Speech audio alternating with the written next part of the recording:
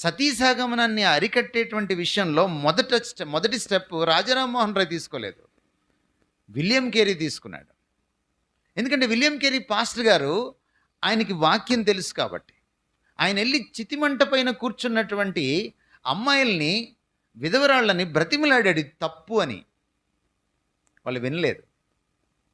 అందుకని సతీసాగమనాన్ని అరికట్టినప్పుడు lord William Bentinck తాకీదు జారీ చేసినప్పుడు నిషేధిస్తూ విలియం కేరీకి కాపీ వచ్చింది. కానీ మనోళ్ళు చరిత్ర మార్చి రాజారాం మోహన్ రాయ్ అని రాసేశారు. ఇద్దరు కలిసి పోరాడారు వాళ్ళు. రాజారాం మోహన్ రాయ్ విలియం కేరీకి సాంస్క్రిట్ నేర్పిస్తే, విలియం కేరీ రాజారాం మోహన్ రాయ్కి ఇంగ్లీష్ నేర్పించాడు. వాళ్ళిద్దరు దోస్తులు. ఎందుకు వచ్చింది విలియం కేరీకి ఈ ఆలోచన?